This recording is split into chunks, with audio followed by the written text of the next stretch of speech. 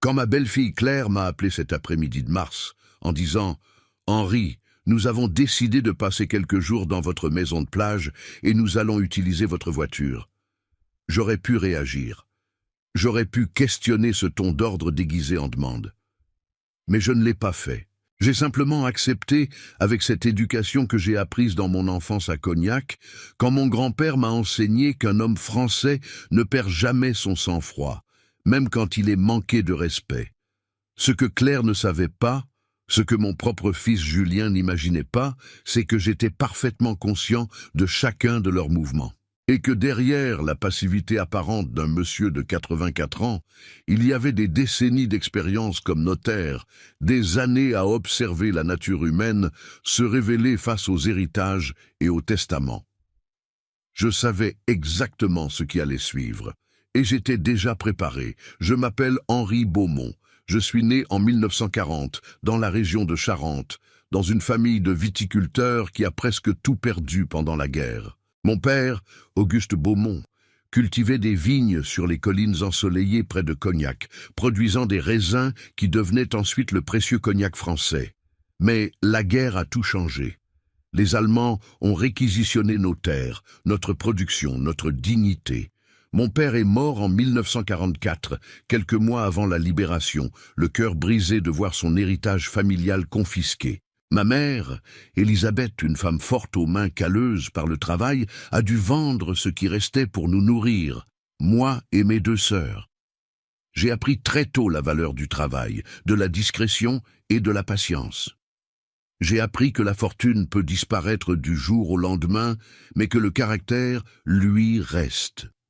À 18 ans, j'ai quitté Cognac pour Bordeaux avec 300 francs dans ma poche et une détermination de fer. Je voulais étudier le droit. Je voulais comprendre comment la loi protège les biens, comment les contrats peuvent sauvegarder ce que le travail construit, comment la justice peut prévenir que d'autres familles ne perdent tout comme la mienne l'avait perdu. J'ai travaillé comme serveur dans un café près de la faculté, je dormais dans une chambre de bonne sans chauffage, je mangeais du pain et du fromage pour économiser chaque sou. Mais j'étudiais. J'étudiais avec une passion que mes professeurs remarquaient. À 23 ans, j'ai obtenu mon diplôme en droit avec mention, et à 25 ans, j'ai été accepté comme clerc, chez un notaire réputé de La Rochelle, maître Gustave Renard. La Rochelle. Cette ville portuaire magnifique, avec ses tours médiévales gardant l'entrée du vieux port, ses rues pavées où résonnent les pas des siècles, son air salin qui porte le parfum de l'océan Atlantique. Je suis tombé amoureux de cette ville dès le premier jour. Maître Renard était un homme sévère mais juste, qui m'a enseigné non seulement les subtilités du droit français, mais aussi la psychologie humaine. Henri, me disait-il souvent en fumant sa pipe dans son bureau, au mur tapissé de livres anciens. Un bon notaire n'est pas seulement un expert en loi, c'est un observateur de l'âme humaine. Tu verras des familles se déchirer devant toi pour des héritages. Tu verras des fils trahir leur père, des épouses mentir à leur mari, des frères se haïr pour quelques milliers de francs. Et ton rôle sera de rester impartial, de protéger la loi et de ne jamais, jamais perdre ton intégrité. J'ai passé 42 ans à suivre ce conseil. 42 ans pendant lesquels j'ai été témoin de l'humanité dans toute sa splendeur et toute sa bassesse. J'ai vu des testaments déchirés, des familles brisées, des vieillards abandonnés. J'ai vu la cupidité transformer des enfants aimants en créatures calculatrices. J'ai vu l'argent révéler le vrai caractère des gens, comme un acide qui ronge le vernis de la civilité pour exposer le métal brut en dessous. Et j'ai juré que, quand mon tour viendrait, je saurais exactement comment agir. C'est à La Rochelle, en 1961, que j'ai rencontré Madeleine Dubois. Elle enseignait la littérature française au lycée Fénelon, une institution prestigieuse près du port. Je l'ai vue pour la première fois dans une librairie de la rue du Palais, feuilletant un exemplaire de « À la recherche du temps perdu » de Proust. Elle portait une robe bleue simple, ses cheveux châtains attachés en chignon, et elle avait cette concentration intense, ce regard absorbé des vrais lecteurs. J'ai rassemblé mon courage et je lui ai parlé. Vous aimez Proust? Ai-je demandé maladroitement. Elle a levé les yeux, m'a souri avec une douceur qui a fait chavirer mon cœur, et a répondu « Proust comprend que le véritable luxe n'est pas dans les possessions, mais dans le temps, dans les souvenirs, dans les sensations. C'est ce que je m'efforce d'enseigner à mes élèves. » Nous nous sommes mariés 6 mois plus tard, le 15 septembre 1961, dans la petite église Saint-Sauveur. Ma mère est venue de Cognac, portant sa seule robe convenable, pleurant de joie de voir son fils épouser une femme si cultivée. Les sœurs de Madeleine ont chanté pendant la cérémonie. C'était simple, modeste, parfait. Nous avons emménagé dans un petit appartement rue Gargoulot, avec vue sur les toits de La Rochelle et au loin, l'océan qui brillait sous le soleil. Madeleine enseignait, je travaillais à l'étude. Nous économisions chaque franc. Le soir, elle lisait Balzac, Flaubert, Zola à voix haute pendant que je préparais mes dossiers. Nous parlions de tout, de philosophie, de justice, de la condition humaine, du sens de la vie. Notre fils Julien est né le 8 avril 1968, en pleine période des événements de mai qui allaient secouer la France. Madeleine a accouché à l'hôpital de La Rochelle pendant que Paris brûlait de révolte étudiante. Je me souviens avoir tenu ce petit être dans mes bras, ce bébé qui criait avec une force surprenante, et avoir pensé « Je vais te protéger, je vais t'apprendre ce qui compte vraiment, je vais faire de toi un homme de caractère. » Madeleine et moi avons élevé Julien avec amour, mais aussi avec discipline. Nous lui avons enseigné l'honnêteté, le respect, la valeur du travail. Nous l'avons emmené visiter les vignobles de Cognac pour qu'il comprenne d'où venait sa famille. Nous lui avons montré l'étude notariale pour qu'il voie comment son père gagnait sa vie honorablement. Julien était un bon enfant, studieux, un peu timide, passionné par les mathématiques et les sciences. Il a fait ses études secondaires au lycée Jean Dautet, puis il est parti pour Paris étudier l'ingénierie civile à l'école des ponts et chaussées. Madeleine pleurait chaque fois qu'il partait après les vacances, mais elle était aussi immensément fière. « Notre fils va construire des ponts », disait-elle en souriant à travers ses larmes. « Il va connecter les gens, créer des passages là où il n'y en avait pas. » Pendant toutes ces années, je travaillais, j'économisais, j'investissais prudemment. En 1978, quand Maître Renard a pris sa retraite, il m'a proposé de reprendre l'étude. « Tu es le meilleur clerc que j'ai jamais eu, Henri. L'étude est à toi si tu la veux. » J'ai accepté. Et pendant les 30 années suivantes, j'ai dirigé l'étude Beaumont avec la même rigueur, la même intégrité que mon mentor m'avait enseignée. Les clients me faisaient confiance. Les familles me confiaient leurs secrets, leur patrimoine, leur dernière volonté. Je ne les ai jamais trahis. En 1998, mon oncle Édouard, le frère de ma mère qui n'avait jamais eu d'enfant, est décédé. Il m'a laissé sa maison à l'île de Ré, cette île magnifique reliée au continent par un pont élégant, avec ses plages de sable blanc, ses marais salants, ces villages aux maisons blanches coiffées de tuiles rouges. La maison d'oncle Édouard était une vieille bâtisse de pêcheurs rénovée située à Saint-Martin-de-Ré avec vue sur le port. Madeleine est tombée amoureuse de cet endroit immédiatement. Nous y passions tous nos week-ends d'été, nous promenions sur les digues, regardions les voiliers danser sur l'eau, mangions des huîtres fraîches en buvant du vin blanc sec. C'était notre paradis. En 2008, j'ai pris ma retraite à 68 ans. L'étude a été vendue à un jeune notaire dynamique de Bordeaux, et Madeleine et moi avons enfin pu profiter de ce temps précieux dont Proust parlait tant. Nous avons voyagé, la Provence, la Bretagne, la Normandie. Nous avons lu des centaines de livres. Nous avons jardiné dans notre petite cour. Nous avons accueilli Julien quand il venait de Paris avec ses histoires de chantier, de calculs complexes, de défis d'ingénierie. Puis, en 2011, tout a changé. Madeleine a commencé à se sentir fatiguée, des douleurs abdominales, une perte d'appétit. Après des semaines de consultations et d'examens, le verdict est tombé comme un couperet. Cancer du pancréas, stade avancé. Le médecin nous a dit, avec cette fausse compassion professionnelle que j'avais appris à détester, 6 mois, peut-être 1 an avec traitement. Madeleine a refusé de s'apitoyer. « Henri !» m'a-t-elle dit en tenant ma main dans la salle d'attente froide de l'hôpital. Nous avons eu 50 ans ensemble, 50 années magnifiques. Combien de couples peuvent dire ça? Je ne vais pas gâcher le temps qu'il me reste avec des larmes. Elle a affronté la maladie avec le même courage qu'elle avait enseigné la littérature, avec cette dignité calme qui la caractérisait. La chimiothérapie la rendait malade, lui faisait perdre ses cheveux, la vidait de ses forces. Mais elle continuait à lire, à discuter, à sourire quand je lui apportais des fleurs du jardin. Julien venait de Paris régulièrement. Je voyais la douleur dans ses yeux chaque fois qu'il regardait sa mère diminuer. Mais il y avait aussi quelque chose d'autre, quelque chose que je n'arrivais pas tout à fait à identifier. Une distance, une préoccupation qui semblait ailleurs. C'est pendant une de ses visites, en 2012, qu'il nous a présenté Claire. Claire Moreau, 36 ans à l'époque, diplômée de HEC Paris, travaillant dans une grande agence de marketing de luxe à Paris. Grande, mince, impeccablement habillée dans des tenues de créateur, parlant avec cette assurance des Parisiens qui ont toujours eu de l'argent. Elle est arrivée dans notre modeste maison de La Rochelle comme une duchesse visitant les paysans. Elle a regardé nos meubles anciens, nos livres usés, notre jardin simple, et j'ai vu le jugement dans ses yeux. Elle a fait des commentaires sur le charme rustique et l'authenticité provinciale, avec un sourire qui ne montait pas jusqu'à ses yeux calculateurs. Madeleine, même affaiblie par la maladie, l'a vue immédiatement pour ce qu'elle était.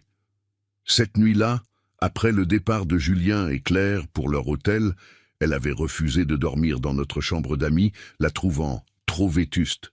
Madeleine m'a dit « Henri, cette femme n'aime pas notre fils. Elle aime ce qu'elle pense qu'il peut lui apporter. Fais attention !» J'ai voulu protester, dire que peut-être je me trompais, que peut-être elle était juste différente de nous. Mais Madeleine a secoué la tête. J'ai passé ma vie à analyser les personnages de romans. Je sais reconnaître un antagoniste quand j'en vois un. 6 mois plus tard, Julien et Claire se sont mariés. Une cérémonie pompeuse à Paris, dans un hôtel particulier du 16e arrondissement, avec 200 invités que nous ne connaissions pas. Les parents de Claire, des banquiers fortunés de Neuilly-sur-Seine, nous ont traités avec une politesse condescendante.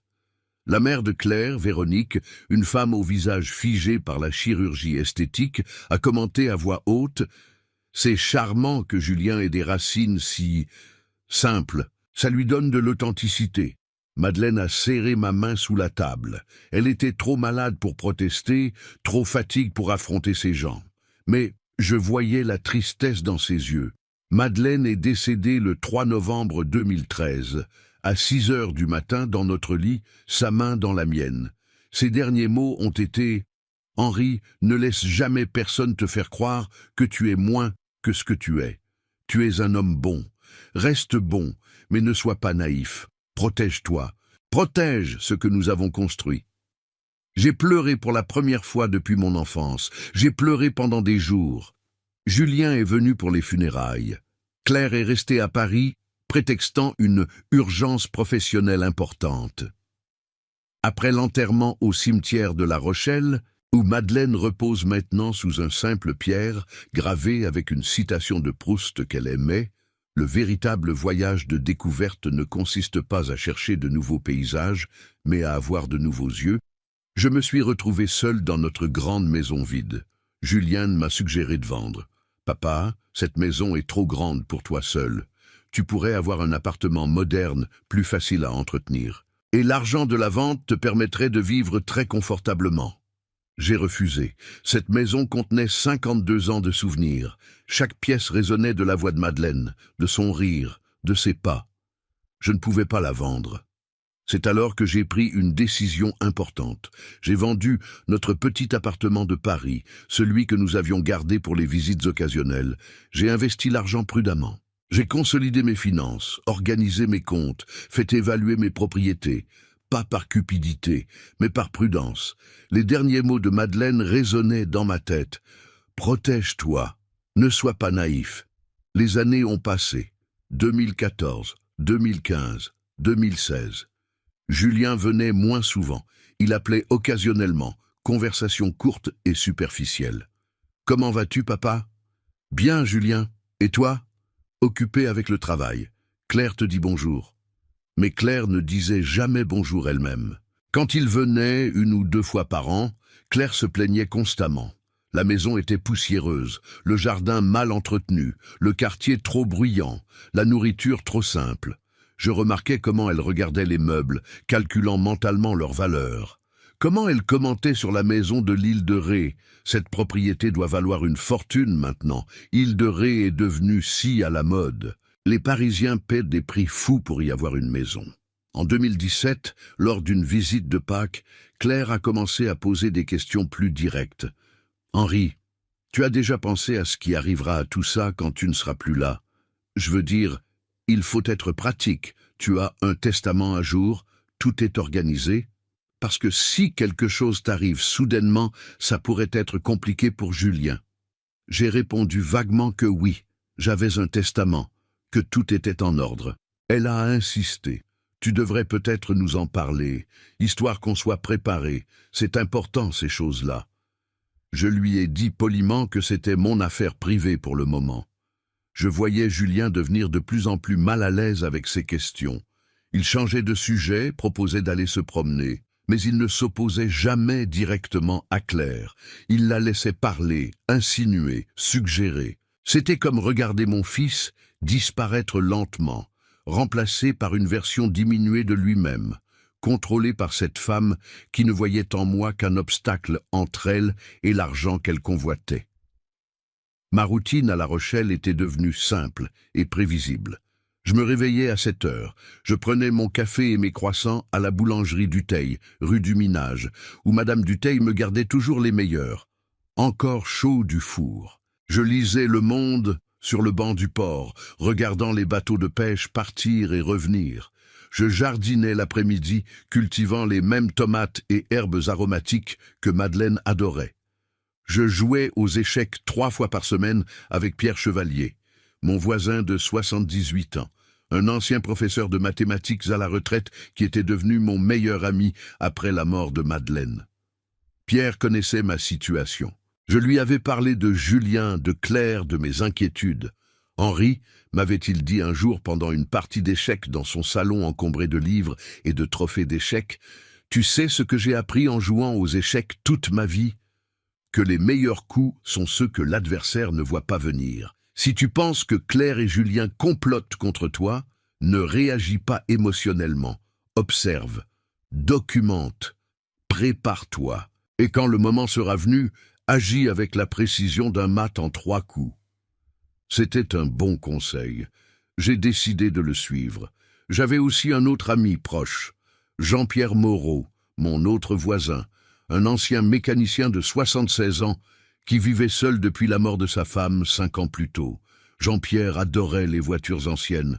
Quand il a vu ma Peugeot 504 dans le garage, il est devenu comme un enfant. « Henri, cette voiture est une merveille. Tu l'entretiens toi-même ?» Je lui ai expliqué que oui, que c'était la voiture que Madeleine et moi avions achetée en 1982, que nous l'avions gardée en état impeccable, que chaque pièce avait été soigneusement restaurée. Jean-Pierre m'a aidé à la maintenir. Nous passions des après-midi dans le garage, lui m'apprenant des trucs de mécanicien, moi partageant des histoires de nos voyages dans cette voiture. Jean-Pierre m'a aussi aidé d'une autre manière. Quand ma santé a commencé à décliner légèrement en 2018, rien de grave, juste l'arthrite, quelques problèmes de tension, il m'a conduit à mes rendez-vous médicaux. Il refusait toujours que je le paie. « Henri, on est voisins, on s'entraide.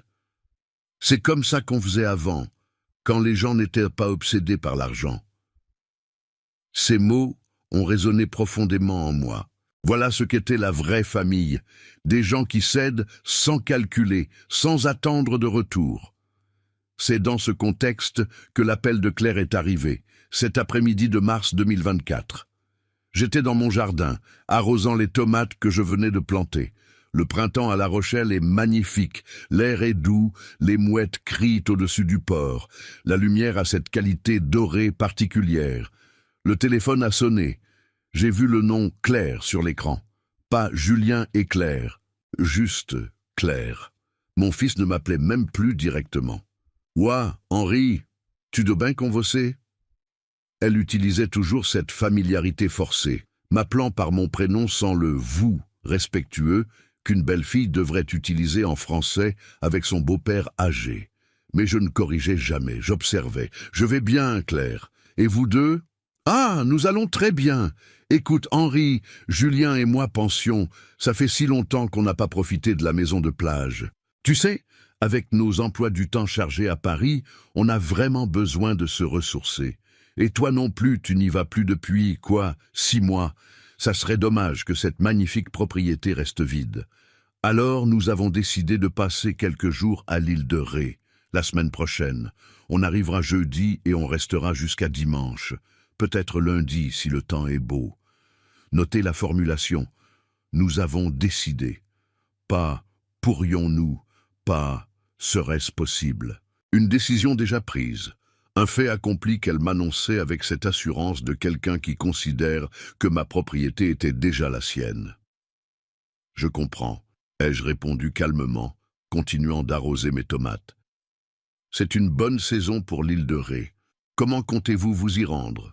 Il y a eu une pause, puis ce rire condescendant que je connaissais bien. « Ah, Henri, ne sois pas dramatique. Nous allons prendre ta voiture, évidemment. Cette vieille Peugeot qui dort dans ton garage. Il faut bien qu'elle serve à quelque chose, non? Elle reste là à prendre la poussière. Et Julien adore conduire les voitures anciennes. Ça lui rappelle son enfance. Ma Peugeot 504, Mont et Madeleine. La voiture dans laquelle nous avions fait tant de voyages mémorables. La voiture que j'entretenais méticuleusement avec Jean-Pierre, chaque dimanche, vérifiant l'huile, nettoyant le moteur, cirant la carrosserie bleue métallisée originale. La voiture qui contenait 40 ans de souvenirs, et Claire la qualifiait de vieille Peugeot qui prend la poussière. J'ai ressenti une pointe de colère, rapidement maîtrisée. Contrôle, observation, documentation. La Peugeot a besoin d'un entretien régulier très spécifique, ai-je dit lentement, comme si je réfléchissais. Je ne sais pas si elle est vraiment en état pour un voyage jusqu'à l'île de Ré. C'est quand même 2 heures de route. Oh, Henri, arrête. C'est une voiture, pas un bébé. Julien sait conduire. On en prendra soin. De toute façon, ce n'est pas comme si tu l'utilisais beaucoup ces derniers temps. À ton âge, tu ne devrais peut-être même plus conduire, tu sais. C'est dangereux.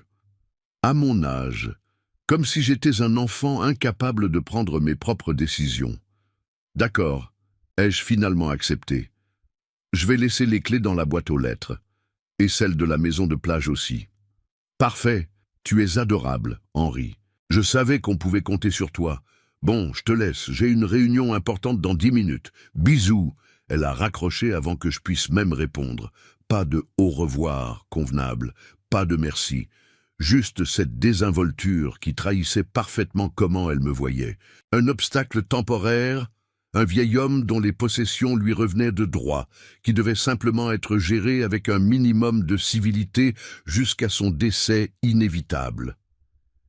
Je suis resté là, dans mon jardin, tenant le tuyau d'arrosage, écoutant le bruit de l'eau sur les plantes. Les paroles de Madeleine sont revenues. « Protège-toi, ne sois pas naïf. » Et celle de Pierre, « Observe, documente, prépare-toi. » J'ai pris ma décision. J'allais observer. J'allais leur donner assez de cordes pour se pendre eux-mêmes. Et j'allais documenter chaque moment, chaque parole, chaque trahison. Cette nuit-là, j'ai commencé à tenir un journal. Un cahier simple acheté à la papeterie de la rue des Merciers. J'y ai noté la conversation avec Claire, mot pour mot, avec la date et l'heure. J'ai décrit son ton, ses choix de mots, ses sous-entendus. Premier document dans ce qui allait devenir mon dossier contre ma propre famille. La semaine suivante, jeudi matin, j'ai déposé les clés dans la boîte aux lettres comme promis. Julien est passé les récupérer vers 9 heures. Il est entré brièvement. « Bonjour papa, merci pour les clés. »« Bonjour Julien, tu vas bien ?»« Oui, on est pressé.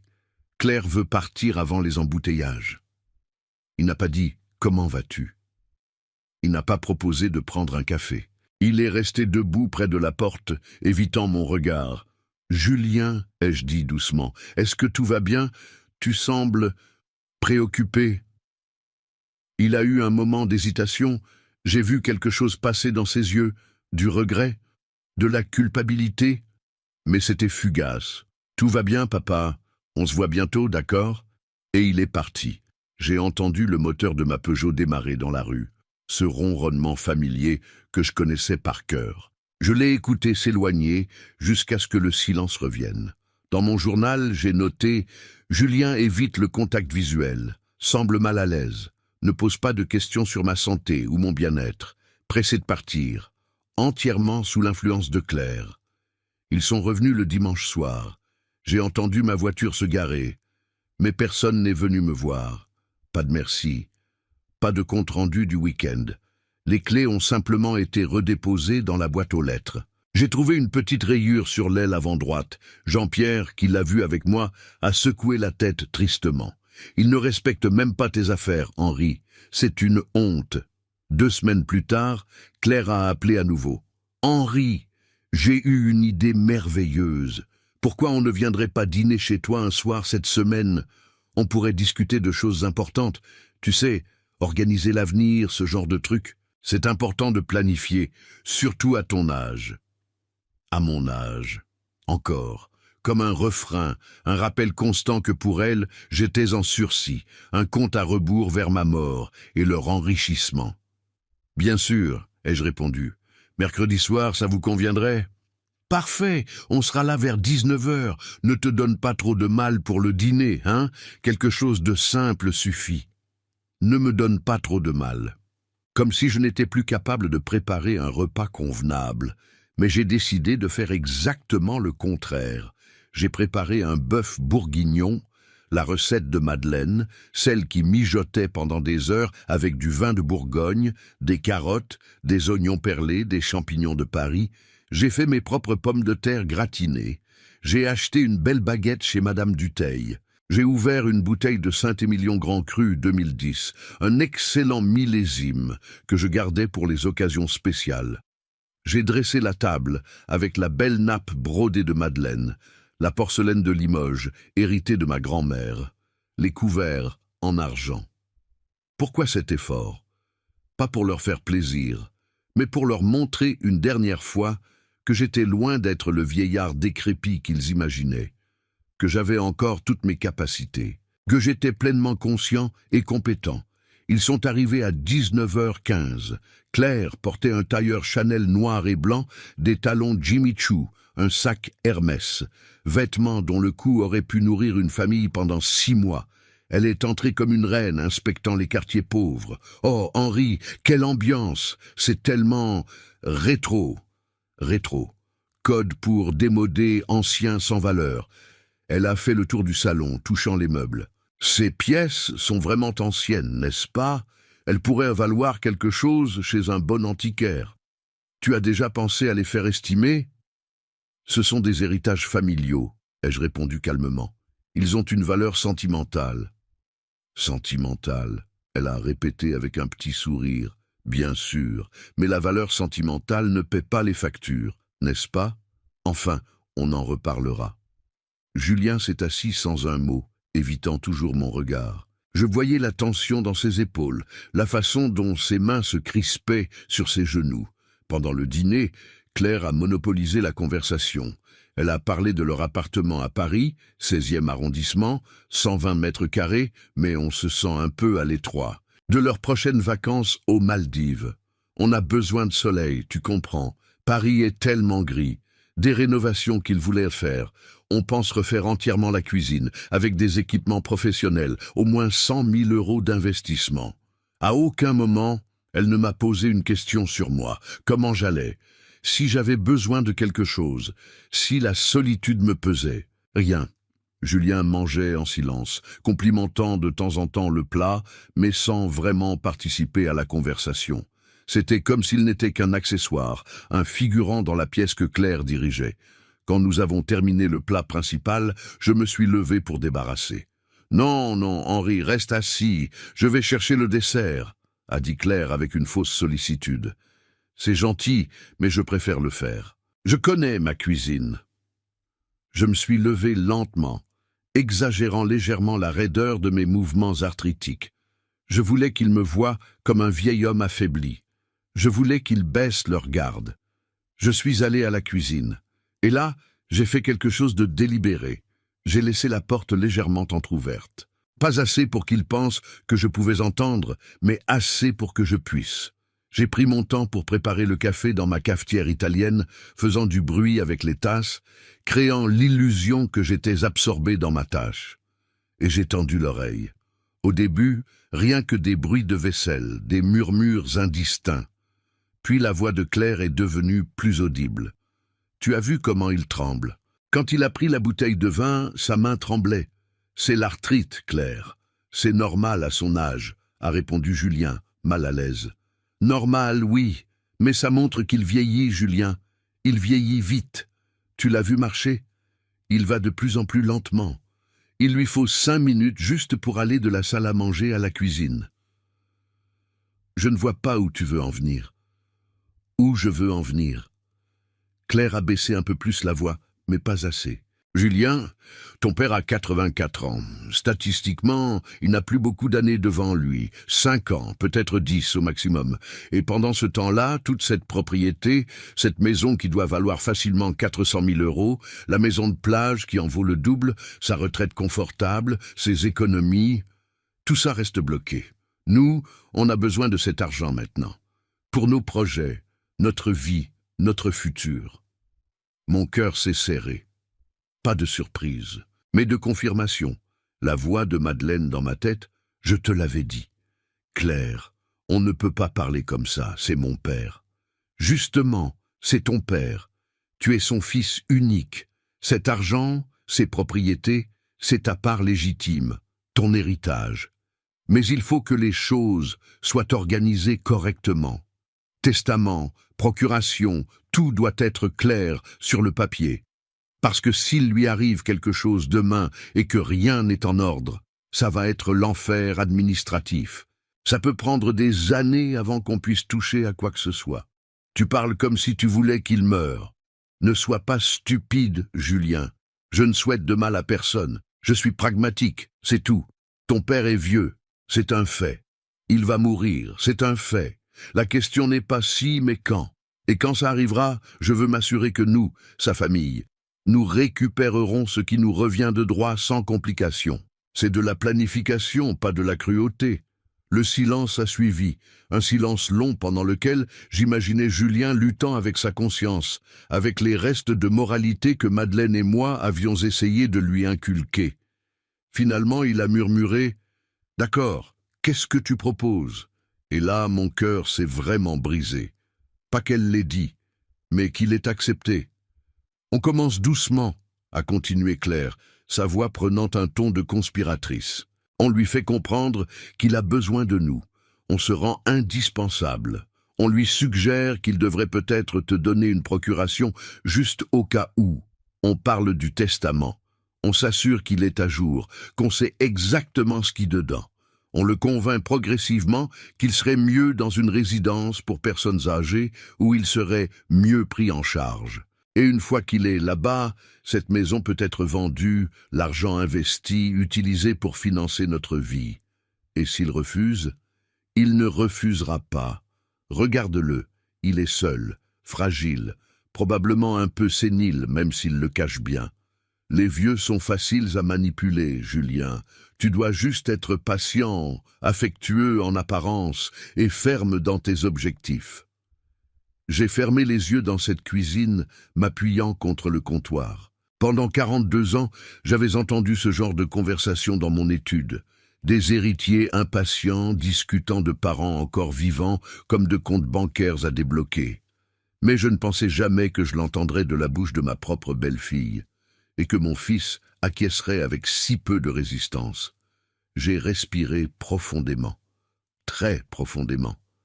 J'ai compté jusqu'à 10, une technique que Madeleine m'avait apprise quand je rentrais frustré du travail. Je me suis redressé, j'ai arrangé les tasses de café sur un plateau. J'ai pris le gâteau au citron que j'avais acheté à la pâtisserie et je suis retourné dans la salle à manger en souriant. Café pour tout le monde? Claire a accepté avec ce sourire étudié que je commençais à haïr. Julien a pris sa tasse sans un mot, sans me regarder. Nous avons pris le café en faisant une conversation superficielle sur la météo, sur La Rochelle, sur rien d'important. À 21h30, ils sont partis. Claire m'a embrassé sur les joues avec cette affection théâtrale qui me donnait envie de me laver le visage. « Merci pour ce merveilleux dîner, Henri. On devrait faire ça plus souvent. Et on reparle bientôt de ces choses importantes. D'accord? C'est vraiment nécessaire de tout organiser. » Julien m'a serré la main. Une poignée de main. Pas une accolade. Comme on salue un étranger. « Au revoir, papa. Au revoir, mon fils. » Je les ai regardés partir de la fenêtre. Leur BMW noir s'est éloigné dans la nuit. Et je me suis assis dans le fauteuil de Madeleine, celui où elle lisait Proust les soirs d'hiver, et j'ai pleuré. Mais ce n'étaient pas des larmes de désespoir, c'étaient des larmes de résolution. « Tu avais raison, mon amour, » ai-je dit au portrait de Madeleine sur l'étagère. « Tu as toujours eu raison, mais ne t'inquiète pas. Je vais me protéger. Je vais protéger ce que nous avons construit ensemble, et je vais leur apprendre une leçon qu'ils n'oublieront jamais. » Cette nuit-là, j'ai écrit dans mon journal tout ce que j'avais entendu. Chaque mot, dans leurs ordres exacts. J'ai daté, horodaté, contextualisé, document numéro 2. Et j'ai commencé à planifier ma contre-attaque. Dans les semaines qui ont suivi ce dîner révélateur, Claire a intensifié sa stratégie avec une régularité presque mécanique. Elle appelait 2 fois par semaine, toujours avec la même fausse inquiétude maternelle dans la voix. « Henri, tu manges bien, tu prends tes médicaments, tu ne devrais pas être seul comme ça, et si tu tombais, personne ne le saurait pendant des heures. » Elle venait aussi plus fréquemment, parfois seule, parfois avec Julien. Chaque visite suivait le même schéma, un cadeau inutile. Des biscuits industriels que je ne mangeais pas, des magazines que je ne lisais pas, puis des commentaires insidieux sur ma santé, ma mémoire, ma capacité à vivre seul. « Henri, tu te souviens que je t'avais dit qu'on viendrait mardi? C'est aujourd'hui jeudi. Tu as oublié ?» Mais je n'avais rien oublié. Elle n'avait jamais dit mardi. Elle mentait délibérément, essayant de créer une narration de sénilité, de perte de mémoire, de confusion mentale. C'était une tactique classique que j'avais vue des dizaines de fois dans ma carrière. Faire croire à une personne âgée qu'elle perd la tête pour justifier ensuite une mise sous tutelle ou une procuration forcée. Je jouais le jeu. « Ah bon? J'étais sûr que c'était jeudi. Peut-être que tu as raison. » Ma mémoire n'est plus ce qu'elle était. Dans mon journal, j'écrivais « Claire prétend avoir dit mardi. Mensonge délibéré. Tentative de manipulation de ma perception. Je feins la confusion pour l'encourager à continuer. » Pierre, mon ami joueur d'échecs, observait tout cela avec un mélange de fascination et d'horreur. « Henri, c'est comme regarder une partie où l'adversaire ne sait pas que tu vois tous ses coups d'avance. Elle se croit tellement maligne. »« Exactement, » répondais-je. « Elle construit son propre piège, pièce par pièce. Je n'ai qu'à la laisser faire. » En juin, Claire est arrivée avec une chemise de document. Nous étions assis dans mon salon, elle avait apporté du thé, qu'elle avait préparé elle-même, insistant que je devais me reposer, et elle a ouvert la chemise avec un sourire maternel. « Henri, j'ai parlé avec un excellent avocat à Paris, un ami de la famille. Il m'a préparé des documents qui pourraient vraiment te faciliter la vie. Regarde !» Elle a étalé les papiers sur la table basse. « Procuration générale au nom de Julien Beaumont, lui donnant pouvoir complet sur mes comptes bancaires, mes propriétés, mes décisions médicales. En gros, tout. C'est juste une précaution, » expliquait-elle avec cette voix douce, presque hypnotique. « Au cas où tu tomberais malade ou si tu avais un accident. Comme ça, Julien pourrait s'occuper de tout immédiatement, sans complications bureaucratiques. Tu n'aurais pas à t'inquiéter de rien. Et honnêtement, Henri, à ton âge, avec ta santé qui décline... » « Ma santé décline ?» ai-je interrompu doucement. Elle a eu un moment d'hésitation, puis a repris. « Enfin, tu sais, l'arthrite, les petits oublis, la fatigue, c'est normal à 84 ans. Mais justement, c'est pour ça qu'il faut prévoir. L'avocat dit que c'est très simple. Tu signes ici, ici et là, et tout est réglé. » J'ai pris les documents. J'ai mis mes lunettes de lecture et j'ai commencé à les examiner lentement. Très lentement. Claire s'impatientait.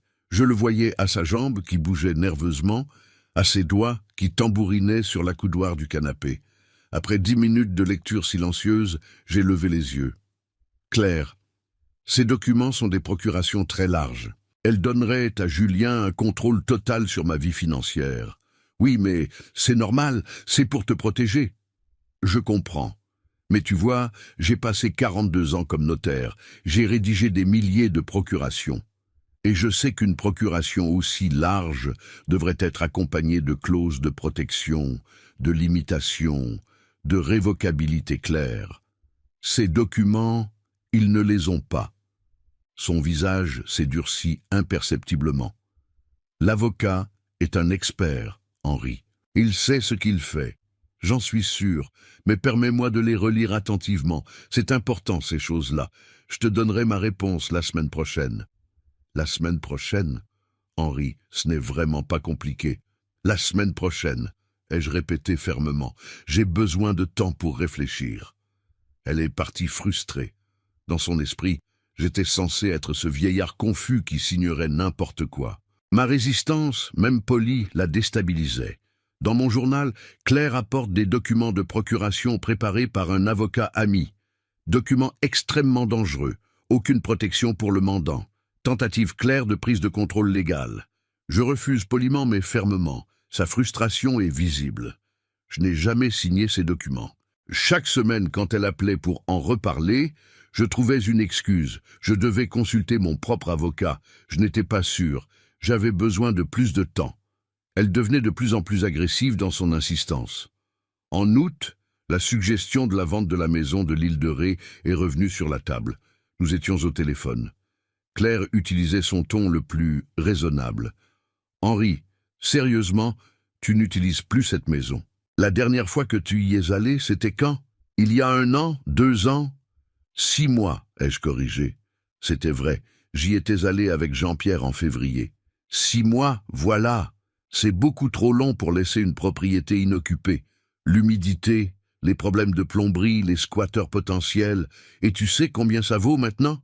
Avec le boom immobilier à l'île de Ré, facilement 850 000 €, peut-être plus. Tu pourrais vendre, investir l'argent dans des placements sûrs qui te rapporteraient des intérêts, augmenter ta retraite mensuelle, ou mieux encore, transférer la propriété à Julien maintenant, ce qui éviterait les droits de succession énormes plus tard. La maison a des souvenirs, ai-je dit simplement. Madeleine adorait cet endroit. Il y a eu un silence. Puis, avec une pointe d'impatience qu'elle ne cachait plus aussi bien, « Henri, Madeleine est morte, depuis 11 ans. Les souvenirs, c'est bien joli, mais les souvenirs ne paient pas les factures. Ils ne te gardent pas au chaud la nuit. Cette maison est un investissement qui dort. C'est du gaspillage financier. »« Mes factures sont payées, » ai-je répondu calmement. « Et je n'ai pas froid la nuit. » « Tu es impossible. » Elle a explosé, perdant son vernis de patience. « Tu es têtu, égoïste et franchement irresponsable. Tu as un fils qui pourrait bénéficier de cet argent, qui en a besoin, et toi, tu t'accroches à tes vieilles pierres et tes souvenirs poussiéreux. »« Claire, » ai-je dit avec la même voix calme qui irritait clairement encore plus, « cette conversation est terminée. Bonne journée. » J'ai raccroché. Pour la première fois, je l'avais vraiment contrarié. Son masque était tombé, révélant la frustration, la cupidité, l'impatience qui bouillonnait en dessous. Dans mon journal, Claire perd patience. Le masque se fissure. Elle me qualifie de têtu et d'irresponsable parce que je refuse de vendre mes biens pour leur bénéfice. La vraie nature émerge. C'est en septembre que la suggestion de la maison de retraite a fait son apparition. Julien était venu seul cette fois, ce qui était rare. Nous étions assis dans le jardin, buvant du thé glacé sous le parasol, regardant les tomates mûrir sur leurs plants. Il semblait nerveux, évitant constamment mon regard. « Papa, il faut qu'on parle de quelque chose. »« Je t'écoute. C'est à propos de ta situation ici. Tu vis seul, tu vieillis, et Claire et moi, on s'inquiète vraiment. On pense que peut-être tu serais mieux dans une résidence pour seniors. Tu sais, un endroit où il y a du personnel médical 24h/24, des activités, d'autres personnes de ton âge, des repas préparés. Tu veux me mettre dans une maison de retraite? Ne dis pas ça comme ça. Ce sont des endroits très bien maintenant, papa. Modernes, confortables, avec plein de services. Et tu ne serais plus isolé comme ici. Je ne me sens pas isolé. J'ai mes voisins, mes amis, mes routines. Mais si quelque chose t'arrive, si tu tombes dans les escaliers, si tu as un accident cardiaque, personne ne serait là. J'ai un téléphone, j'ai des voisins qui vérifient régulièrement, j'ai un système d'alerte médicale. Julien a soupiré, frustré. Papa, tu ne facilites pas les choses. On essaie de t'aider. Ou vous essayez de libérer ma maison pour la vendre. Le silence qui a suivi était lourd. Julien est devenu pâle. Comment peux-tu dire ça? Parce que c'est vrai, Julien. J'ai posé ma tasse, je me suis penché en avant, le regardant directement dans les yeux. Tu penses que je ne vois pas? Que je ne comprends pas? Les visites soudainement fréquentes, les questions sur mon testament, les documents de procuration, les suggestions de vendre mes propriétés, et maintenant la maison de retraite? Julien, j'ai passé ma vie professionnelle à voir ce genre de schéma. Je les reconnais. Papa, tu te trompes. On veut juste que je meure vite et que vous héritiez sans complications. C'est ça que vous voulez. Julien s'est levé brusquement, renversant presque sa chaise. Je dois y aller. Claire m'attend. Bien sûr qu'elle t'attend. Elle attend tout, n'est-ce pas? Ma maison, mon argent, ma mort. Il est parti sans un mot de plus. Je l'ai regardé s'éloigner, ce fils que j'avais élevé avec tant d'amour, qui était maintenant devenu un étranger manipulé par une femme cupide. Dans mon journal, confrontation avec Julien. Il suggère une maison de retraite. Je nomme directement leur plan. Ils fuient, incapables de nier. Le fossé entre nous s'élargit, mais c'est nécessaire. C'est cette nuit-là que j'ai pris ma décision finale. Plus d'observation passive. Il était temps d'agir. Le lendemain matin, j'ai appelé François Durand. François et moi, nous étions connus à la faculté de droit de Bordeaux en 1960. Nous avions étudié ensemble, passé nos examens ensemble, commencé nos carrières dans des études différentes, mais restant toujours en contact. François était devenu notaire à Bordeaux, spécialisé en droit successoral et en planification patrimoniale. Il avait pris sa retraite 3 ans avant moi, à 65 ans, pour profiter de ses petits-enfants. Mais son esprit juridique restait aussi affûté qu'une lame. « Henri, quelle surprise! Comment vas-tu » ?»« François, j'ai besoin de tes services, de ton expertise et surtout de ta discrétion absolue. » Sa voix est devenue immédiatement sérieuse. « Toujours, mon ami. De quoi s'agit-il » J'ai tout expliqué. La situation avec Claire et Julien, les conversations entendues, les manipulations, les tentatives de prise de contrôle. François m'a écouté sans m'interrompre, émettant occasionnellement un soupir reconnaissant. Il avait vu les mêmes schémas dans sa propre carrière. Quand j'ai terminé, il a dit « La vieille histoire de la cupidité familiale. Je suis désolé, Henri, vraiment désolé que ton propre fils soit impliqué. Que veux-tu faire ?»« Je veux refaire mon testament, complètement. Et je veux qu'il soit juridiquement inattaquable. Et Julien ?» J'ai fermé les yeux, sentant le poids de cette décision. Julien a fait ses choix. Il a choisi sa femme plutôt que son père.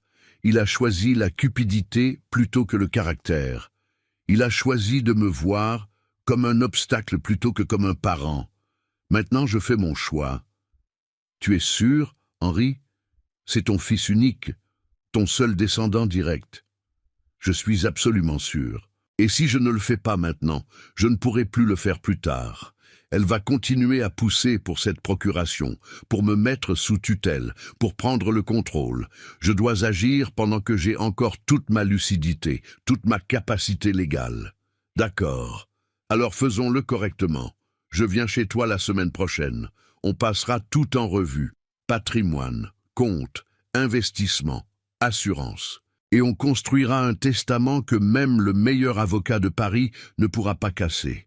François est venu le mardi suivant. Pas à La Rochelle. Trop risqué que quelqu'un nous voie ensemble. Je suis allé à Bordeaux en train, prétextant à Jean-Pierre une visite médicale de routine. François m'a accueilli dans son bureau à domicile. Une pièce confortable remplie de livres juridiques et de souvenirs de carrière. Nous avons travaillé pendant 6 heures. François a passé chaque élément de mon patrimoine au peigne fin. La maison familiale de La Rochelle, achetée en 1963, entièrement payée depuis 1988, évaluée actuellement à 420 000 € selon les experts immobiliers locaux. Aucune dette, aucune hypothèque, titre de propriété propre à mon nom seul. La maison de l'île de Ré, héritée en 1998, rénovée en 2002-2003 avec nos économies, évaluée à 850 000 €. Là encore, titre propre, aucune charge. La Peugeot 504, valeur marchande modeste, environ 8 000 € pour un collectionneur, mais valeur sentimentale inestimable. Mes comptes bancaires, compte courant à la Société Générale avec 23 000 € et compte d'épargne avec 47 000 €. Compte titre avec 280 000 € en actions et obligations diverses. Portefeuille conservateur construit sur 40 ans. Ma retraite, 3 200 € mensuels. Pension de notaire plus sécurité sociale, versée jusqu'à mon décès puis cessant. Assurance vie, police de 80 000 € souscrite en 1970, bénéficiaire actuellement Julien. Total patrimonial net, 1 643 000 € environ. Confortable, a commenté François. Très confortable pour un notaire de province. Tu as bien géré, Henri. Madeleine et moi avons toujours vécu en dessous de nos moyens. On économisait, on investissait prudemment. On ne voulait jamais dépendre de qui que ce soit. Et maintenant ton fils pense que tout ça lui revient de droit. Exactement. François a sorti un bloc-notes juridique. Alors, Nouveau Testament, qu'est-ce que tu veux faire exactement? J'ai respiré profondément. Ce que j'allais dire allait changer tout. Pour la maison de La Rochelle, je veux qu'elle soit vendue après mon décès. Le produit de la vente sera divisé en 3 parts égales. Un tiers à l'Abrigo Saint-Joseph pour personnes âgées, ici, à La Rochelle, une institution que je connais et qui fait un excellent travail. Un tiers à la bibliothèque municipale pour créer un fonds permanent d'achat de livres en mémoire de Madeleine, qui était bibliophile et enseignante. Un tiers à un fonds de bourse pour étudiants en droit sans ressources, administré par l'Université de Bordeaux. François notait rapidement. Pour la maison de l'île de Ré, donation à la mairie de Saint-Martin-de-Ré, à condition qu'elle soit transformée en centre culturel public, ouvert gratuitement à la population. Pas de vente, pas de privatisation. Un lieu de culture et de mémoire, en l'honneur de Madeleine. Excellente idée. La mairie acceptera avec joie. Continue. Pour la Peugeot, je la lègue à Jean-Pierre Moreau, mon voisin et ami, qui a pris soin de moi sans jamais rien demander en retour, qui a aimé cette voiture autant que moi. Bien. Les comptes bancaires et investissements. Tout sera liquidé. L'argent servira à financer les legs ci-dessus et à créer un fonds de dotation permanent pour la Fondation des aînés abandonnés de Charente-Maritime. C'est une organisation qui aide les personnes âgées abandonnées par leur famille. Ça me semble approprié. François a levé les yeux, un sourire triste sur le visage. C'est parfait, Henri. Symbolique et juste. Ma retraite, étant une pension qui cesse à mon décès, je ne peux pas la léguer. Mais je veux établir que pendant mes derniers mois, si je suis hospitalisé ou invalide, les versements mensuels seront automatiquement donnés à cette même fondation. On peut arranger ça. L'assurance vie. Je change le bénéficiaire. Plus Julien, la fondation des aînés également. Et pour Julien lui-même, qu'est-ce que tu lui laisses? C'était la question que je redoutais et anticipais à la fois. Je lui laisse des lettres que je vais écrire. Une pour chaque année de sa vie depuis sa naissance jusqu'à maintenant. 56 lettres. Dans chacune, je raconterai un souvenir, une leçon, un moment où j'ai essayé de lui enseigner quelque chose sur le caractère, l'intégrité, l'amour. Je lui laisserai aussi les albums photos de famille, les lettres que sa mère et moi avons échangées pendant nos fiançailles, les alliances de mariage de mes parents et de mes grands-parents. Je lui laisse l'histoire, je lui laisse la mémoire, je lui laisse la possibilité de comprendre ce qu'il a perdu. François a hoché lentement la tête. C'est puissant, Henri, vraiment puissant. Il ne mérite pas d'argent. Mais il mérite peut-être une chance de rédemption. Peut-être qu'en lisant ces lettres, en réalisant ce qu'il a fait, il apprendra enfin. Et Claire, ta belle-fille. Mon visage est devenu dur. Pour Claire, je veux une clause explicite. À ma belle-fille, Claire Beaumont, je ne laisse aucun bien matériel. Je laisse cependant cette déclaration. Elle a confondu mon éducation avec de la faiblesse. Elle a confondu mon âge avec de la naïveté. Elle a confondu ma patience avec de l'ignorance. Ce testament est la correction de cette confusion. François a sifflé doucement. Henri, c'est très direct, très dur. C'est vrai, et c'est nécessaire. Je veux qu'elle sache. Je veux qu'elle comprenne que je savais, que j'ai toujours su, qu'elle ne m'a jamais trompé une seule seconde. D'accord, on le met. Maintenant parlons de l'incontestabilité, parce que tu sais qu'ils vont essayer de casser ce testament. Ils vont alléguer sénilité, influence indue, tout ce qu'ils peuvent. Je sais comment on les en empêche. François s'est penché en avant, entrant dans son élément professionnel. Plusieurs couches de protection. 1. Évaluation psychiatrique complète par non pas 1, mais 3 psychiatres indépendants attestant de ta pleine capacité mentale. 2. Enregistrement vidéo de la signature du testament, où tu expliques clairement chaque décision, montrant que tu comprends parfaitement ce que tu fais. 3.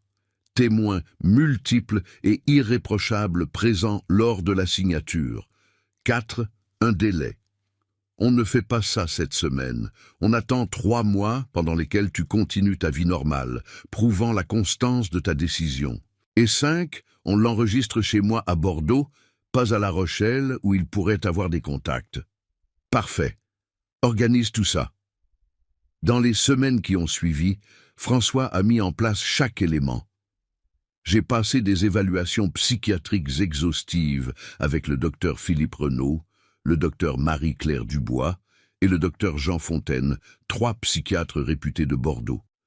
Chacun m'a fait passer des tests cognitifs, des évaluations de mémoire, des analyses de jugement. Tous 3 ont conclu « Monsieur Henri Beaumont, 84 ans, présente une pleine capacité mentale, une mémoire excellente pour son âge, un jugement clair et rationnel et une compréhension totale des implications de ses décisions juridiques. » François a arrangé une session d'enregistrement vidéo dans son bureau.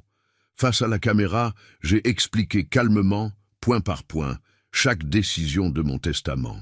J'ai cité des codes juridiques de mémoire, démontrant ma compétence professionnelle intacte. J'ai discuté de philosophie morale, de justice distributive, de mes raisons éthiques. 45 minutes d'enregistrement qui montraient sans aucun doute possible que j'étais pleinement lucide. Le 23 octobre 2024, le testament a été signé officiellement. Présent, François Durand comme notaire, maître Sophie Levesque et maître Thomas Bernard comme témoins, 2 avocats de Bordeaux que François connaissait, et moi. La cérémonie a duré 2 heures. Chaque page a été initialisée, chaque clause expliquée, tout enregistré en vidéo et audio.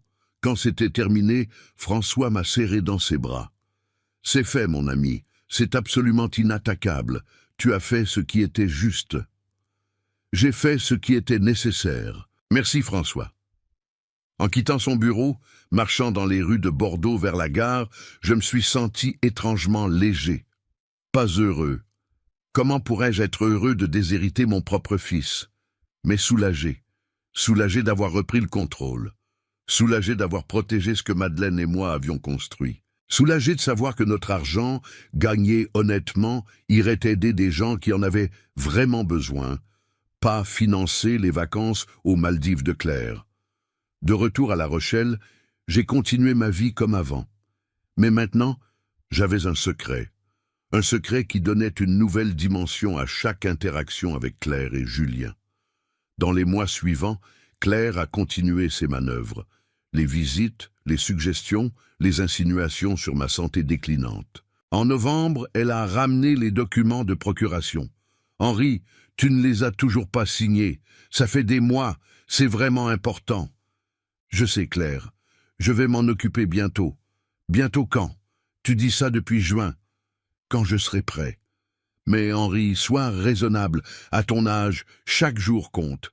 Si quelque chose t'arrive demain et que rien n'est organisé, si quelque chose m'arrive demain, tout est déjà organisé, Claire. Ne t'inquiète pas. » Elle ne savait pas à quel point c'était vrai. En décembre, j'ai commencé à écrire les lettres pour Julien. Pas 56 finalement, 23 semblait un nombre plus gérable.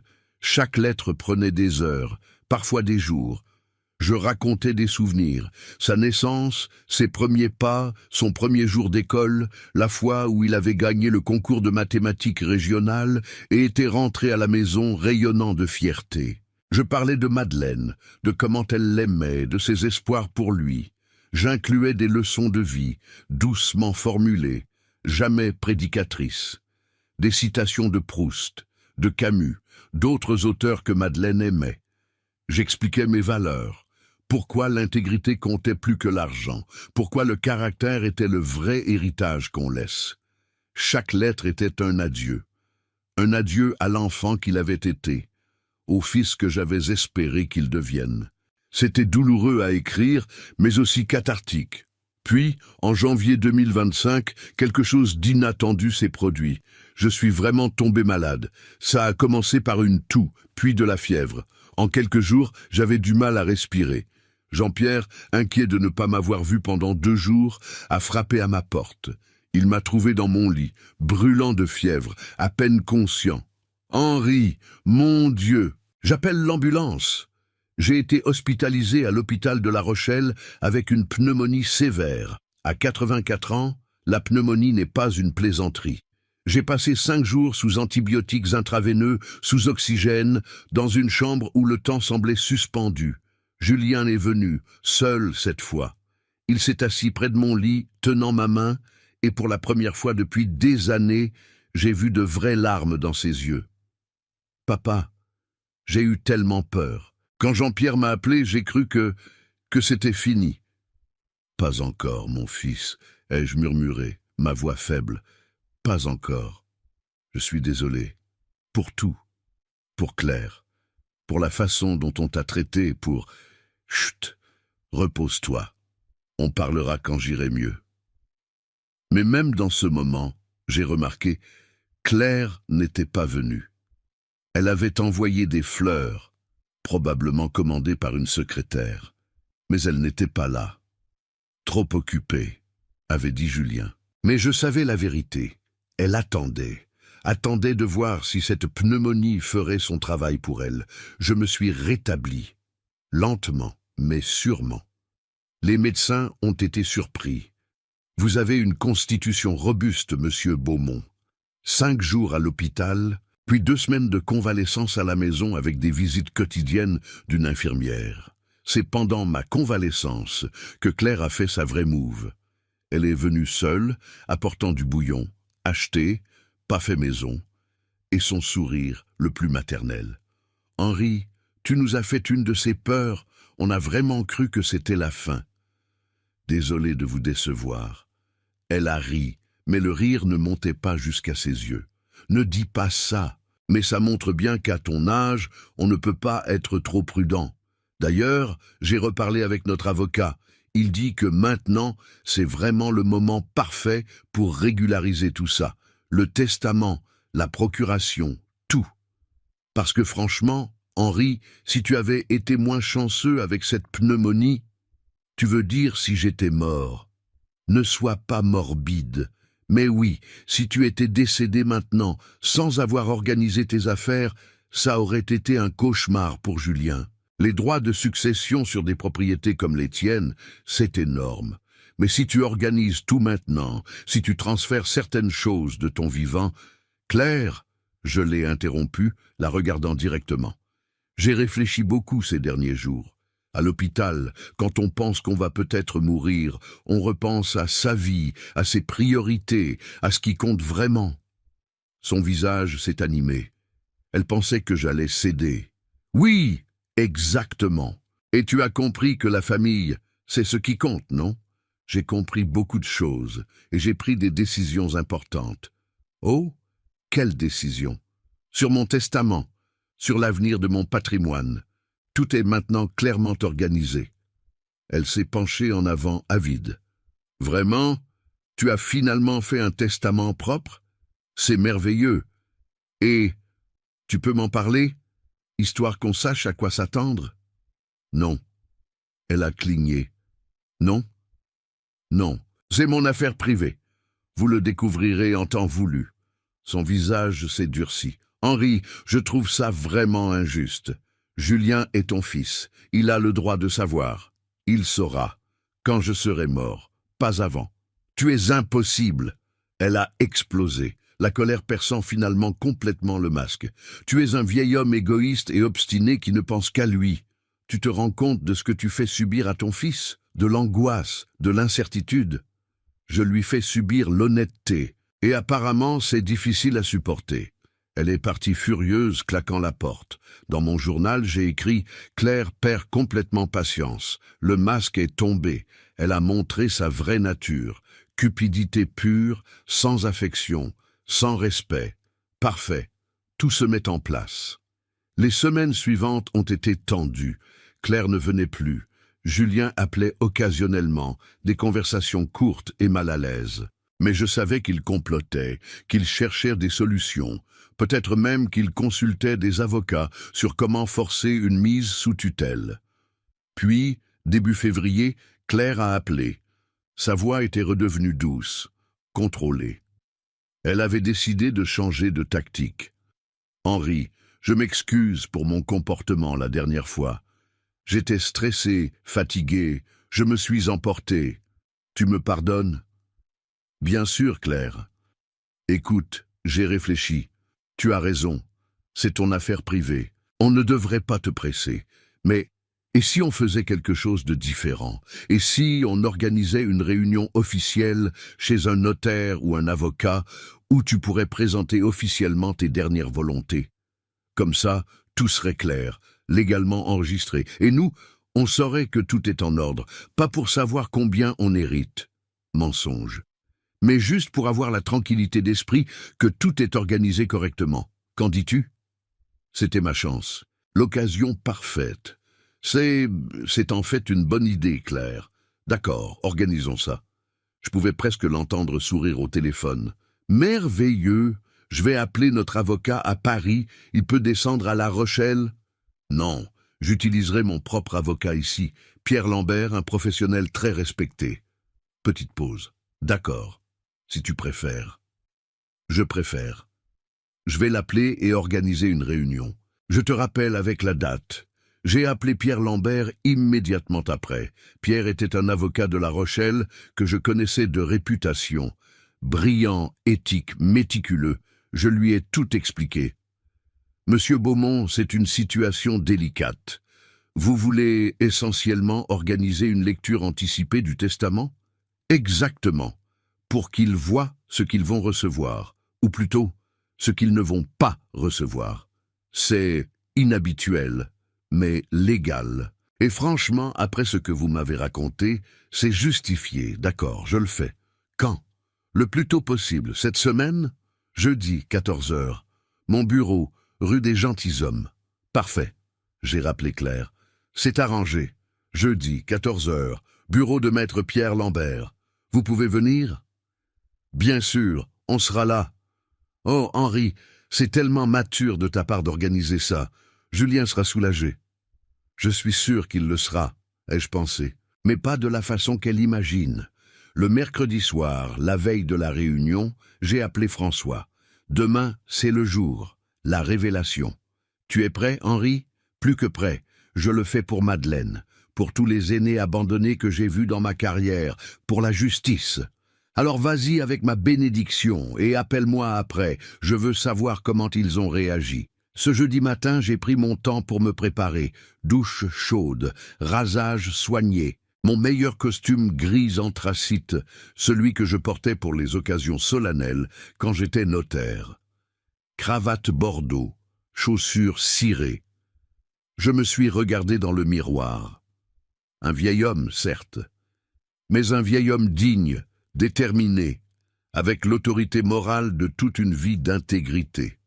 C'est le moment, Madeleine, ai-je dit à son portrait. Aujourd'hui, je protège notre héritage. Aujourd'hui, je leur montre qui était vraiment Henri Beaumont. À 13h45, Jean-Pierre m'a conduit au bureau de Pierre Lambert. Nous avons roulé en silence, lui sentant la gravité du moment. « Tu veux que je reste, Henri, pour le soutien moral ?»« Non, mon ami, c'est quelque chose que je dois faire seul. Mais merci. Pour tout !» Le bureau de maître Pierre Lambert occupait le 2e étage d'un élégant bâtiment du XVIIIe siècle, rue des Gentilshommes, dans le cœur historique de La Rochelle. La salle de réunion avait de hautes fenêtres donnant sur le vieux port, des boiseries sombres, une longue table en acajou. C'était solennel, formel, parfait pour ce qui allait se passer. Pierre m'a accueilli chaleureusement. « Monsieur Beaumont, vous êtes prêt ?»« Absolument. J'ai préparé tous les documents. Copie certifiée du testament de Bordeaux, les évaluations psychiatriques, tout. Ils ne pourront rien contester. » Excellent. À 14h précises, la porte s'est ouverte. Claire est entrée en premier, immaculée dans un tailleur Chanel beige, portant son sac Birkin, 40 000 € minimum, des escarpins Louboutin. Elle souriait, confiante, sûre que cette réunion allait confirmer sa victoire prochaine. Julien la suivait, en costume sombre, l'air nerveux. Il m'a regardé, a tenté un sourire qui ressemblait plus à une grimace. « Bonjour, papa. » « Bonjour, Julien, Claire. » Ils se sont assis de l'autre côté de la table. Pierre s'est installé en bout de table, ouvrant un dossier de cuir. « Bien, » a commencé Pierre avec la formalité caractéristique des avocats français, « nous sommes ici pour la présentation officielle des dernières volontés de monsieur Henri Beaumont. Monsieur Beaumont m'a demandé d'expliquer le contenu de son testament, actualisé et enregistré le 23 octobre 2024 chez maître François Durand, notaire à Bordeaux. » Claire a froncé légèrement les sourcils. « Bordeaux ? Pourquoi Bordeaux ? » ?»« Pour des raisons de confidentialité et d'impartialité, » ai-je répondu calmement. Pierre a continué. « Le testament est juridiquement irrévocable, soutenu par 3 évaluations psychiatriques indépendantes attestant de la pleine capacité mentale de M. Beaumont, ainsi qu'un enregistrement vidéo complet de la signature. Passons maintenant au contenu. » Julien s'est agité sur sa chaise. Claire s'est penchée en avant, attentive. Article 1er, concernant la résidence principale de M. Beaumont, située 47 rue Saint-Nicolas à La Rochelle, évaluée à 420 000 €. Cette propriété sera vendue après le décès de M. Beaumont. Le produit de la vente sera divisé en 3 parts égales destinées à l'abrigo Saint-Joseph pour personnes âgées de La Rochelle, la bibliothèque municipale de La Rochelle pour création d'un fonds permanent en mémoire de Madame Madeleine Beaumont et un fonds de bourse pour étudiants en droit administré par l'Université de Bordeaux. Le silence était total. Claire avait cessé de respirer. Article 2. Concernant la propriété de M. Beaumont à l'île de Ré, à Saint-Martin, évaluée à 850 000 €.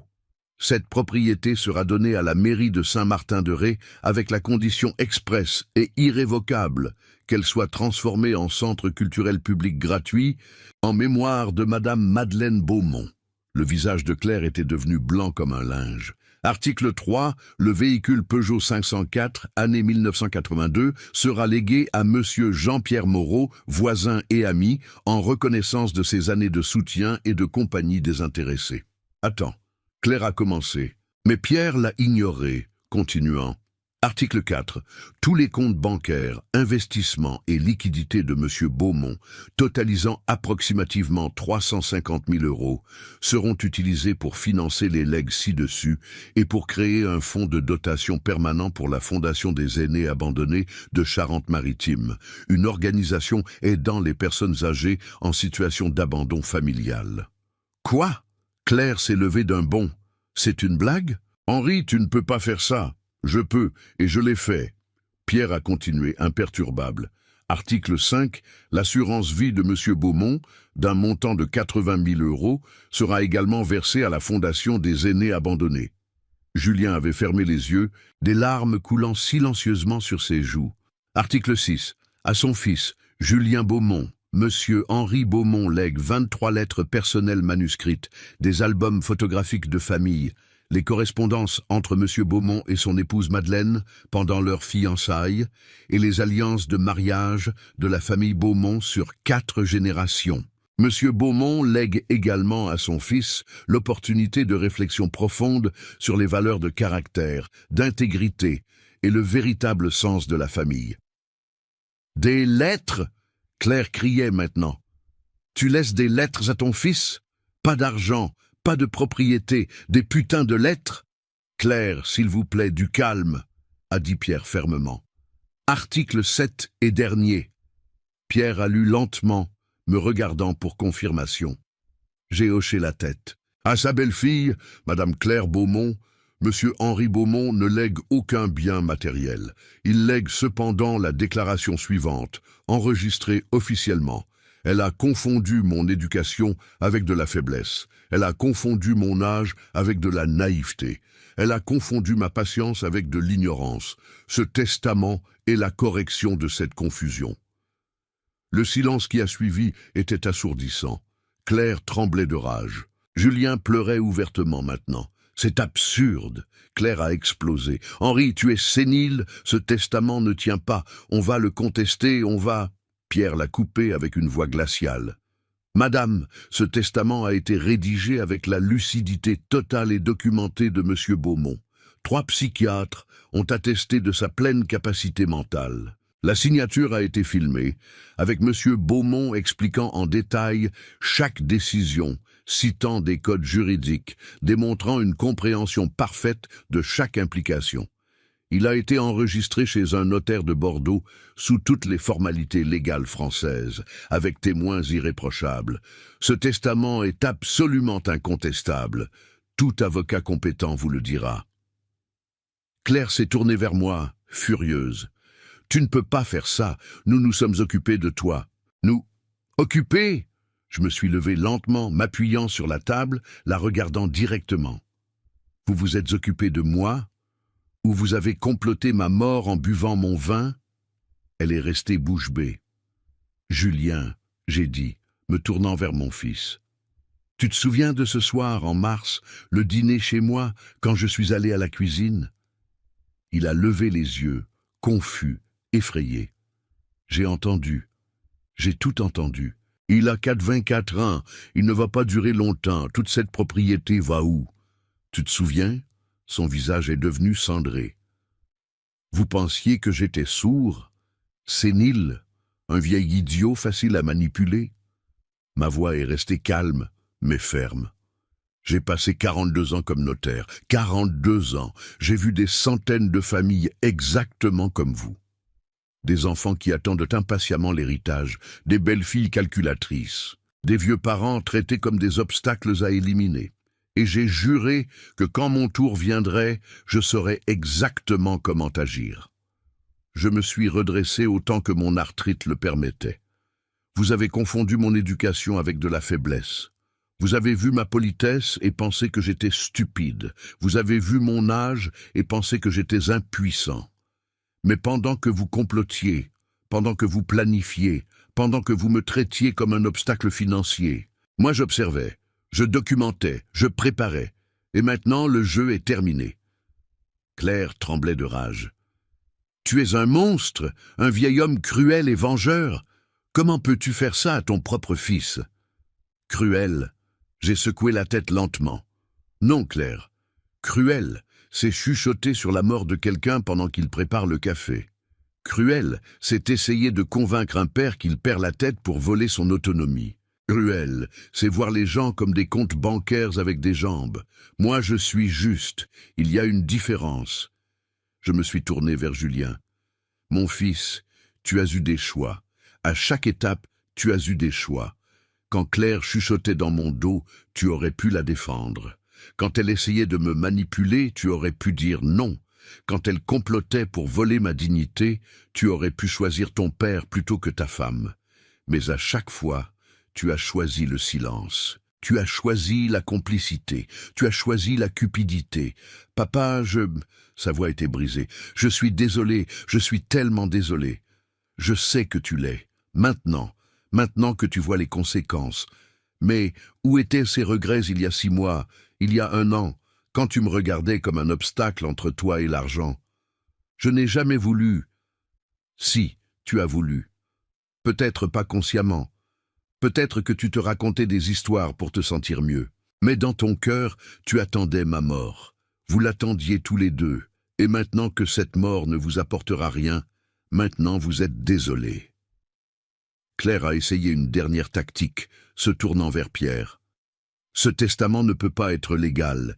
Il y a des lois sur la réserve héréditaire en France. Les enfants ont droit à une part minimale. Pierre a secoué la tête. En droit français, la réserve héréditaire existe effectivement. Pour un enfant unique, elle représente la moitié du patrimoine. Cependant, M. Beaumont ne déshérite pas techniquement son fils. Il lui lègue des biens de valeur sentimentale et historique considérables. De plus, la loi permet des donations entre vifs et des dispositions testamentaires qui réduisent considérablement la masse successorale. Les dons aux institutions caritatives, les legs à des œuvres d'utilité publique, sont parfaitement légaux et même encouragés fiscalement. Un juge français examinerait ce testament et y verrait un homme généreux faisant don de sa fortune à des causes nobles. Pas un père punissant son fils. C'est exactement ce que c'est. Une punition. Claire hurlait maintenant. Non, ai-je dit calmement. C'est une leçon que votre génération a désespérément besoin d'apprendre, que les personnes âgées ne sont pas des distributeurs automatiques de billets, que la famille ne se résume pas à l'héritage, que le respect ne se négocie pas. J'ai pris ma canne, me préparant à partir. Julien, les lettres que je t'ai laissées sont dans un coffre chez Maître Durand à Bordeaux. Tu recevras les instructions pour y accéder après mon décès. Je te suggère de les lire, toutes. Peut-être qu'elles t'enseigneront ce que j'ai échoué à t'enseigner de mon vivant. Papa, attends. Julien s'est levé, tendant la main vers moi. Je me suis arrêté, me retournant une dernière fois. Julien, tu peux encore apprendre. Tu peux encore devenir l'homme que ta mère et moi espérions que tu deviendrais. Mais ça ne viendra pas de l'argent. Ça viendra de la réflexion, du travail sur toi-même, du choix conscient de placer le caractère au-dessus de la convenance. J'ai regardé Claire une dernière fois. Quant à vous, madame, vous avez révélé exactement qui vous êtes. Et maintenant, le monde entier le sait. Ce testament est un document public. N'importe qui peut le consulter. Votre cupidité, votre manipulation, votre mépris pour un vieil homme, tout est là, noir sur blanc, dans mes déclarations officielles. Son visage est devenu livide. Elle n'avait pas pensé à ça, que le testament serait public, que ses amis de Paris, sa famille, ses collègues pourraient tous lire comment elle avait traité son beau-père âgé. Je me suis dirigé vers la porte. Pierre m'a ouvert, me faisant un signe de tête respectueux. « Monsieur Beaumont, si vous avez besoin de quoi que ce soit, merci, maître Lambert. Vous avez été parfait. » En sortant, j'ai entendu Claire exploser derrière moi. « On va contester, on va trouver un moyen, on ne va pas laisser faire ça. » Mais sa voix sonnait creuse. Elle savait, ils savaient tous les deux. C'était fini. Jean-Pierre m'attendait dans sa voiture. Un regard sur mon visage lui a suffi. « C'est fait ? C'est fait. » Il a démarré, conduisant lentement à travers les rues historiques de La Rochelle. Nous n'avons pas parlé. Il n'y avait rien à dire. Tout avait été dit. De retour à la maison, je me suis assis dans le fauteuil de Madeleine, regardant le portrait. C'est fini, mon amour. J'ai fait ce que tu m'as demandé. J'ai protégé ma dignité. J'ai protégé notre héritage. Et peut-être que j'ai donné à Julien une chance d'apprendre ce qui compte vraiment. Cette nuit-là, j'ai dormi profondément pour la première fois depuis des mois. Un sommeil sans cauchemar, sans anxiété, sans peur. Le sommeil de quelqu'un qui a fait ce qui devait être fait. Les jours suivants ont apporté exactement ce que j'attendais. Claire a embauché des avocats. Un cabinet prestigieux de Paris spécialisé dans les contestations de testament. Ils ont envoyé des lettres officielles, exigeant des évaluations psychiatriques supplémentaires, alléguant influence indue de François, questionnant ma capacité mentale au moment de la rédaction. Pierre Lambert a répondu avec une efficacité glaciale. Il leur a envoyé copie des 3 évaluations psychiatriques, transcription complète de la vidéo de signature, témoignages de mes voisins et amis attestant de ma lucidité, mon historique médical complet, et même des lettres de mes anciens collègues notaires confirmant que j'étais aussi sharp mentalement qu'à 40 ans. Les avocats parisiens ont vite compris qu'ils se battaient contre un mur de béton juridique. Mais Claire insistait. Elle a dépensé des dizaines de milliers d'euros à chasser une victoire impossible. En avril 2025, j'ai reçu une information inattendue.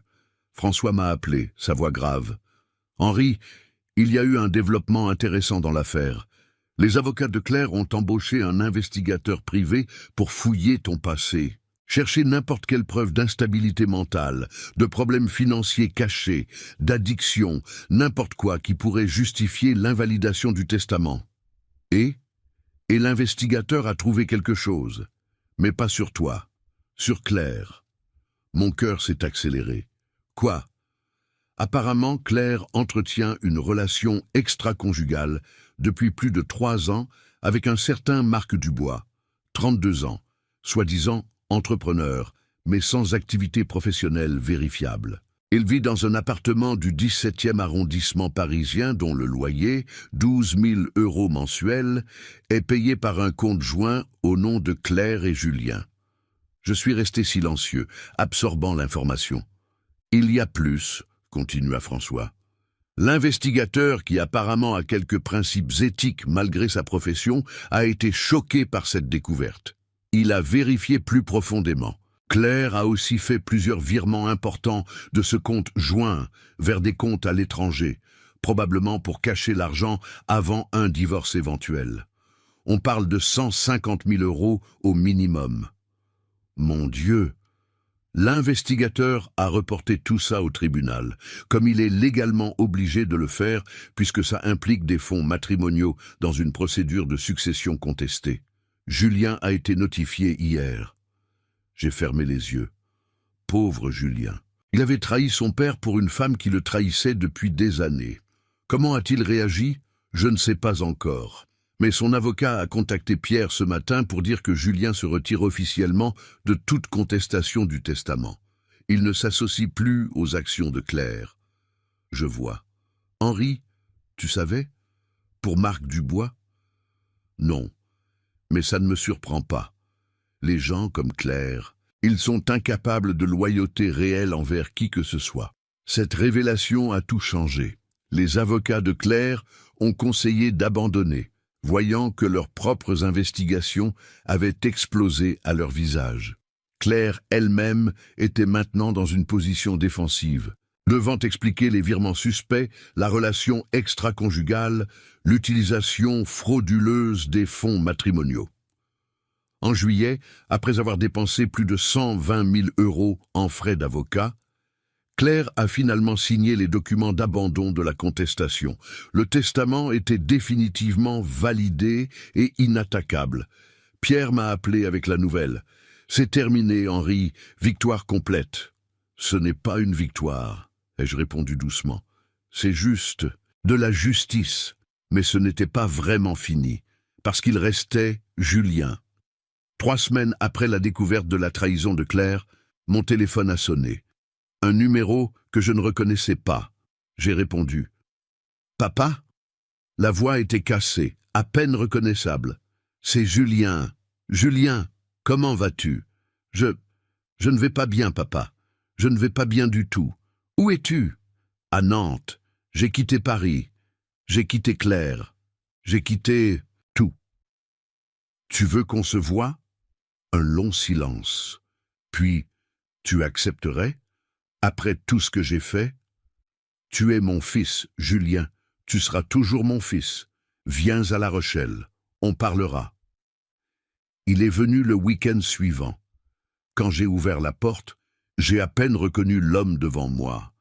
Julien avait perdu au moins 10 kilos. Il avait des cernes profonds sous les yeux. Ses vêtements, autrefois toujours impeccables, étaient froissés. Il ressemblait à quelqu'un qui avait été détruit et essayait de se reconstruire à partir de rien. « Papa », il a dit. Et puis il s'est effondré dans mes bras, pleurant comme il n'avait pas pleuré depuis qu'il était enfant. Je l'ai tenu, ce fils que j'avais déshérité, que j'avais puni, mais que j'aimais encore. Parce que c'est ça, l'amour parental. Ça ne disparaît jamais complètement, même quand tout le reste a disparu. Nous nous sommes assis dans le salon. J'ai préparé du thé. Nous sommes restés en silence pendant longtemps. Finalement, Julien a parlé. Je ne savais pas, pour Marc, pour l'argent caché, pour rien de tout ça. Je te crois. Mais ça ne change rien, n'est-ce pas ? Même sans savoir ça, j'ai fait des choses terribles. Je t'ai trahi, j'ai trahi maman, j'ai trahi tout ce que vous m'avez enseigné. Oui. Il a flinché à ma franchise, mais il avait besoin de l'entendre. Julien, laisse-moi te raconter quelque chose. Quelque chose que ta mère m'a écrit quand elle était à l'hôpital, pendant sa chimiothérapie. J'ai sorti la lettre de Madeleine que j'avais gardée toutes ces années, celle qu'elle avait écrite pendant que je ne pouvais pas lui rendre visite à cause d'une urgence au travail. Je l'ai lue à haute voix, chaque mot résonnant dans le silence. Quand je ne serai plus là, ne laisse pas qu'on te prenne ta dignité. Quand j'ai terminé, Julien pleurait à nouveau. Elle savait. Maman savait déjà. Elle avait vu clair pour ce qu'elle était. Oui, elle me l'avait dit. Je n'ai pas voulu vraiment écouter à l'époque. Je pensais qu'elle était juste protectrice. Mais elle avait raison. J'aurais dû l'écouter. Oui, tu aurais dû. Papa, les lettres. Les lettres que tu as écrites pour moi. Est-ce que je peux les lire maintenant, même si tu es encore vivant ? J'ai réfléchi un moment. Puis, non. Ces lettres sont pour après ma mort. Elles font partie de ton héritage. Et cet héritage ne se réclame qu'après mon départ. Mais je peux te dire ce qu'elles contiennent en essence. S'il te plaît. Elles parlent de qui tu étais. L'enfant merveilleux, curieux, bon que tu étais. Elles parlent des moments où j'étais fier de toi. Elles parlent de ce que ta mère et moi espérions pour toi. Et elles parlent des leçons que j'ai essayé de t'enseigner. Que le caractère compte plus que l'argent, que la dignité ne se négocie pas, que la vraie richesse est dans les relations authentiques, pas dans les comptes en banque. J'ai tout oublié de ça. J'ai laissé Claire me convaincre que l'argent était tout ce qui comptait. Alors réapprends. Il n'est jamais trop tard pour réapprendre. Mais le testament, papa, tu m'as complètement déshérité. Et tu as raison de l'avoir fait. Je ne mérite rien. Le testament reste tel qu'il est, je ne le changerai pas. Il a hoché la tête, acceptant. Je comprends, je ne le demande pas. Je ne suis pas venu pour ça. Pourquoi es-tu venu ? Parce que j'ai besoin de mon père, pas de ton argent, pas de tes propriétés, de toi, de ton conseil, de ta sagesse, de ta présence. J'ai perdu 10 ans à traiter comme un obstacle financier. Et maintenant je réalise que tu es la seule personne au monde qui m'ait jamais vraiment aimé sans condition. Ces mots ont touché quelque chose de profond en moi. Julien, écoute-moi bien, je ne changerai pas le testament. Cet argent ira aux institutions que j'ai choisies, aux gens qui en ont vraiment besoin. Mais toi et moi, nous pouvons reconstruire quelque chose. Pas basé sur l'héritage, basé sur le respect mutuel, sur l'honnêteté, sur l'amour réel, pas transactionnel. C'est tout ce que je veux, papa, c'est tout ce dont j'ai besoin. Alors c'est ce que nous allons faire, lentement, pas à pas, reconstruire ce qui a été cassé. Il est resté à La Rochelle ce week-end-là. Nous avons marché le long du port, nous avons joué aux échecs comme quand il était adolescent. Nous avons cuisiné ensemble la recette de bœuf bourguignon de Madeleine. Nous avons parlé, vraiment parlé, pour la première fois depuis des années. Il m'a raconté son mariage avec Claire, comment il était devenu progressivement un accessoire dans sa vie à elle, comment elle prenait toutes les décisions, comment il s'était senti de plus en plus petit, de plus en plus insignifiant, comment l'obsession de l'argent était venue de sa peur d'être encore plus diminué financièrement. Ce n'est pas une excuse, a-t-il dit, c'est juste une explication. J'ai été faible, j'ai été lâche, j'ai trahi mes propres valeurs par peur et par cupidité. Le fait que tu le reconnaisses est déjà un grand pas. Dans les mois qui ont suivi, Julien a vraiment changé.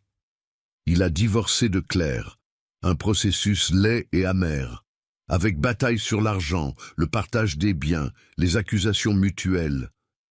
Claire a dû rembourser une partie de l'argent qu'elle avait détourné.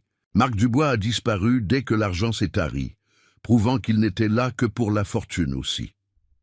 Julien s'est installé à Nantes, plus proche de La Rochelle. Il a trouvé un nouvel emploi avec un salaire inférieur, mais des valeurs d'entreprise qui correspondaient mieux à ce qu'on lui avait enseigné. Il a commencé une thérapie pour traiter sa codépendance et ses problèmes d'estime de soi. Et il a commencé à me rendre visite régulièrement, une fois par mois au début, puis 2 fois, puis chaque week-end. Nous marchions le long du port, nous jouions aux échecs avec Pierre, qui a accueilli Julien avec une prudence bienveillante. Nous jardinions ensemble, nous cuisinions. Nous parlions de Madeleine, partageant des souvenirs, pleurant ensemble notre perte commune. Lentement, très lentement, quelque chose se reconstruisait entre nous.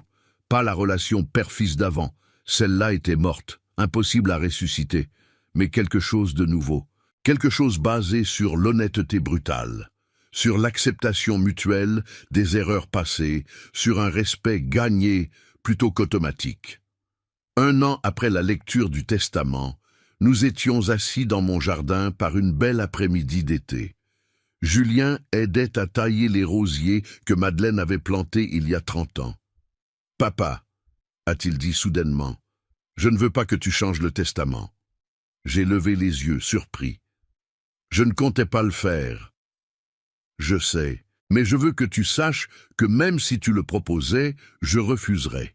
Cet argent, ces propriétés, ils doivent aller où tu as décidé, aux aînés abandonnés, aux étudiants sans ressources, au centre culturel en mémoire de maman. C'est juste, c'est ce qui devrait arriver. Tu en es sûr? Absolument. Tu m'as donné quelque chose de bien plus précieux que l'argent, papa.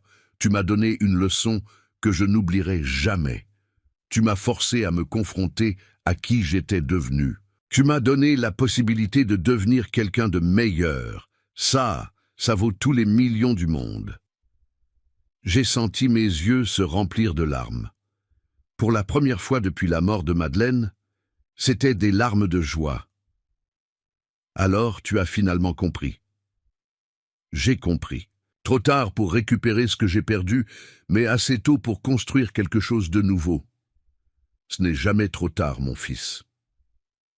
Nous avons continué à jardiner en silence. Un silence confortable, le genre de silence qui n'existe qu'entre les gens qui se comprennent vraiment. Aujourd'hui, à 85 ans, je vis toujours dans ma maison de La Rochelle. Ma santé est stable. L'arthrite me ralentit, mais ne m'arrête pas. Je continue mes routines. Café et croissant chez Madame Dutheil, promenade le long du port, échecs avec Pierre, jardinage, lecture. Jean-Pierre vient régulièrement me conduire dans sa voiture, plus pour la compagnie que par nécessité. Nous allons parfois à l'île de Ré, visiter la maison qui sera bientôt un centre culturel. Je l'imagine remplie de gens, familles, enfants, artistes, créant des souvenirs heureux. Madeleine aurait adoré ça. Julien me rend visite presque chaque week-end maintenant. Il a rencontré quelqu'un, une femme nommée Sophie, professeure d'histoire dans un lycée de Nantes. Elle est gentille, authentique, pas du tout intéressée par l'argent. Ils viennent dîner ensemble. Sophie et moi parlons de littérature et d'histoire pendant que Julien cuisine. C'est paisible. Il y a 3 mois, j'ai reçu une lettre, manuscrite, postée de Paris. Pas de nom d'expéditeur, mais je savais qu'il l'avait envoyé avant même de l'ouvrir. Henri, je sais que vous ne voulez probablement plus jamais entendre parler de moi. Je ne vous contacte pas pour demander pardon, je ne le mérite pas. Je ne vous contacte pas pour contester le testament. Mes avocats m'ont fait comprendre que ce serait inutile. J'écris juste pour dire que vous aviez raison. Surtout, j'étais cupide, j'étais manipulatrice. J'ai vu en vous un obstacle, pas une personne. J'ai traité Julien comme un outil, pas comme un partenaire. J'ai construit ma vie sur l'argent et le statut, et maintenant que tout s'est effondré, je me retrouve seul, sans rien de réel. Marc est parti dès que l'argent a disparu. Mes amis à Paris m'évitent maintenant que l'histoire de notre bataille testamentaire est devenue publique. Ma propre famille est honteuse de moi. Je vis maintenant à Monaco avec un homme plus âgé et très riche. Je fais exactement ce que j'ai toujours fait. Et je me déteste pour ça. Vous m'avez dit un jour que je n'apprendrai jamais. Peut-être que vous avez raison. Mais au moins, maintenant, je vois qui je suis. Et c'est quelqu'un que je n'aime pas. Claire. J'ai lu la lettre 2 fois. Puis, je l'ai pliée et rangée dans un tiroir. Je n'ai pas répondu. Il n'y avait rien à dire. Certaines personnes apprennent. D'autres ne font que voir sans changer. Claire voyait maintenant, mais je doutais qu'elle change jamais vraiment. La semaine dernière, j'ai visité la Fondation des aînés abandonnés pour la première fois officiellement, ne me cachant plus comme je le faisais avant. La directrice, Madame Laurence Petit, m'a accueilli avec émotion. « Monsieur Beaumont, c'est un honneur immense. Votre futur don va transformer notre capacité à aider les personnes âgées abandonnées. » Elle m'a fait visiter les installations. J'ai vu des personnes âgées, certaines même plus jeunes que moi, qui avaient été abandonnées par leur famille. Une femme de 78 ans dont les enfants n'avaient pas appelé depuis 5 ans. Un homme de 82 ans dont le fils avait vidé son compte bancaire, puis disparu. Une dame de 86 ans qui avait tout donné à sa fille, se retrouvant ensuite dans la rue. Chaque histoire était un écho de ce qui aurait pu m'arriver si je n'avais pas agi.